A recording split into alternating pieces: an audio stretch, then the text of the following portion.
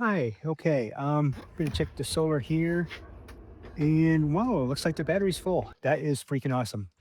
I am impressed. Let me turn on the power here. I turned the power off now to save battery because I didn't realize there's all the beeping and fans and everything.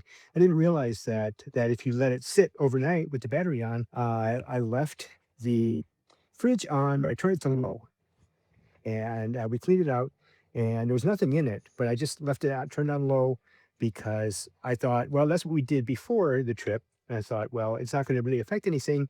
It's not a big deal. We've got the solar. But apparently, we were showing the RV to different people, friends, neighbors, relatives who wanted to see it. So we turned on a couple things in the middle of all of that. The inverter got left on, and it drained the battery down low enough that the solar auto battery protect circuit tripped and did not let the solar work. So the solar wasn't charging the battery. And it was stuck in this weird little cycle. And I was looking on the screen here and checking out the power here, and it looks like 12.9. Yeah, that's great. I plugged it in and to shore powered into the garage. It wasn't charging. I was like, what the heck? Why? And I was digging around the internet, poking around. AI wasn't all that helpful because it was very friendly, friendly and cheerful, and not really in, and not really like strict, literal, straight information. And so I determined from all of that you have to turn on the inverter to charge mode to charge the battery. And that doesn't sound right. So I'm going to have to check into that later because I don't really want to steer you wrong. So then I found another one that was just turn on the motor. If your battery is at risk of dying permanently, permanent damage, you want to turn on the motor. So just start the motor. I started it. So I started it, ran it for about 20 minutes. And then I noticed that the battery had bumped up. I left it on inverter charge only mode for maybe another hour. I went inside for a while and came back out, and the battery had come up decent enough. So then I went to the solar and checked the solar, and the warning message was gone off the screen. And that was, sufficient to charge. I did a reset on it.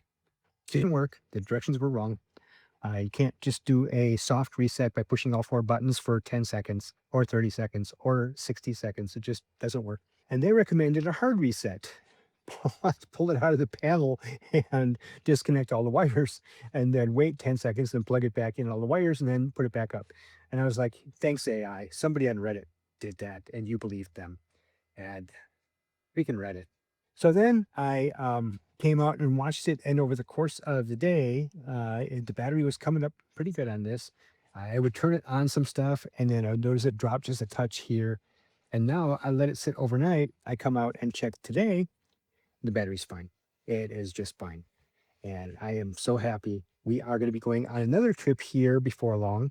Not this weekend. This is the 4th of July weekend. And we have other plans that we have made previously. Like, we have a reservation that we made in January that we had forgotten about. And we got the message saying, welcome to your Airbnb, Verbo, whatever it was. Crap. We were going to stay home this weekend and just relax. So now we've got that little bit of stress involved. So now I don't have to plug it in. I was worried that I was gonna have to plug it in, run the inverter again. I'm not gonna have to do that. I'm gonna turn off the power here. So when you plug it in to shore power and the battery is too low, apparently it doesn't charge unless inverter charge mode is on. And I don't know for sure that plugging it in um, without the inverter, without the inverter on would actually charge the battery or not. That I couldn't tell you. I should try it. And now we know we have to turn the power off if we're not going to use it for a week. Anyway, two plus a doodle. Doodle's not with me right now. Doodle's laying in their beanbag. They got a big beanbag, and I have to go into work here in a little bit. I'm working remote today. I still have to work. I'm retired, but not retired. You know how that goes, maybe.